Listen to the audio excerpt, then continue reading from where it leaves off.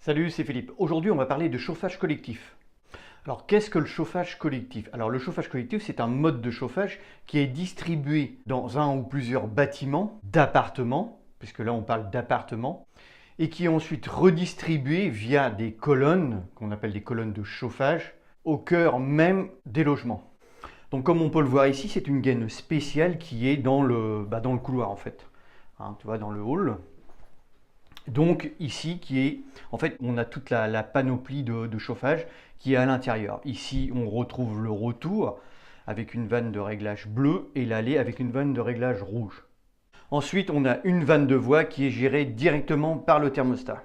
Donc elle n'est pas obligatoire puisque sur certaines opérations, on n'en met pas du tout et ça marche aussi bien. On va voir ça tout de suite avec le thermostat. Donc voilà, le principe de la vanne de voie et le thermostat, c'est en fait quand il y a une demande de chaleur dans le logement, le thermostat gère cette fameuse vanne qui va ouvrir le passage pour que l'eau chaude du chauffage vienne directement dans les radiateurs. Donc ici, on voit très bien la demande, on a la petite flamme. Donc en fait, ici, quand on voit la flamme, c'est que la vanne de voie s'est ouverte et la chaleur du chauffage arrive directement dans les radiateurs. Ensuite, une fois que le logement a pris sa température, ça fait comme un chauffage ordinaire, le thermostat coupe la vanne de voie et la vanne de voie se referme. Donc ce principe de régulation fonctionne très bien puisque le thermostat fait sa demande de chauffage et ça fonctionne, c'est-à-dire que la vanne de voie s'ouvre et puis quand il n'en a plus besoin, donc le thermostat fait fermer la vanne de voie et en fait ça coupe direct l'alimentation en chauffage du logement. Sauf que maintenant, avec les économies que les sociétés d'HLM, les organismes qui s'occupent de tout ce qui est chauffage collectif, brident au niveau des chaufferies, brident les allées, c'est-à-dire le départ de chauffage est très bas. Et en fait, quand tu arrives dans les logements, ta température en moyenne est de 20 degrés. Voire 19,5 sur certaines opérations, sur certains types de logements. Donc en fait, qu'est-ce qui se passe? C'est que toi, quand tu fais une demande, c'est-à-dire là, quand tu vas faire ta demande de chauffage à ta vanne de voie, tu vas peut-être avoir, sur ton thermostat, tu vas mettre 21 et tu n'auras jamais 21. Pourquoi? Parce que, eh bien, ton chauffage, lui, il est bridé à 19,5 voire 20. Donc du coup, le fonctionnement du thermostat avec la vanne de voie ici ne sert strictement à rien. Puisque si tu n'en avais pas, tu aurais toujours tes 20 degrés quand même. Donc en fait, le thermostat sert juste à faire joli et juste à couper le chauffage, mais pas à augmenter la température. Donc pour moi, il ne sert strictement à rien, puisque si tu n'en avais pas, ça serait exactement pareil.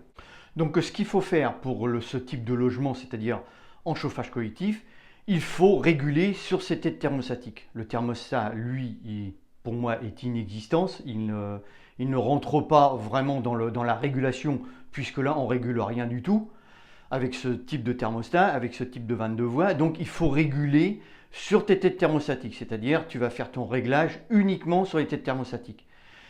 Et la vanne de voie, elle, est enlevée, complètement enlevée, et en fait, ton chauffage va se diffuser en direct sur ta nourrice à l'intérieur du logement, ce qui va permettre déjà de ne pas avoir de frein, c'est-à-dire pas de perte de chaleur via la vanne de voie. Donc on arrive direct de la colonne à la nourrice et là, de la nourrice, c'est dispatché sur tes radiateurs et là, c'est là que tu vas faire ta régulation au niveau de tes radiateurs.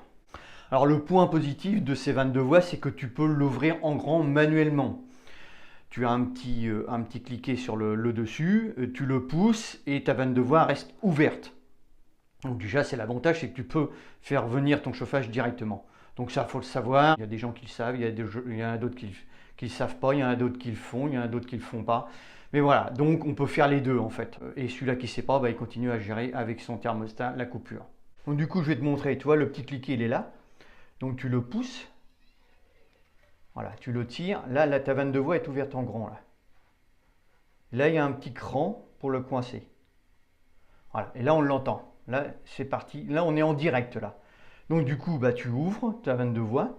Là, ça arrive directement dans ton logement et tu fais ta régulation sur tes têtes thermostatiques. Là, c'est nickel. Du coup, tout est ouvert en grand. Voilà, tu fais ton chauffage toi-même.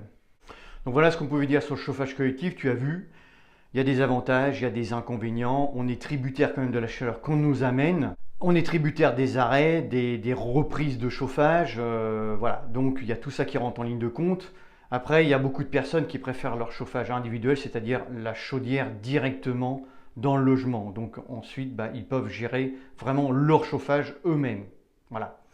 Mais écoute, j'espère que cette vidéo t'a plu. Like, partage. Si tu arrives sur ma chaîne, abonne-toi. Tu as le petit logo qui est juste là. Et puis moi, écoute, je te retrouve sur une prochaine. Je te dis ciao, ciao, à plus tard. Porte-toi bien, salut.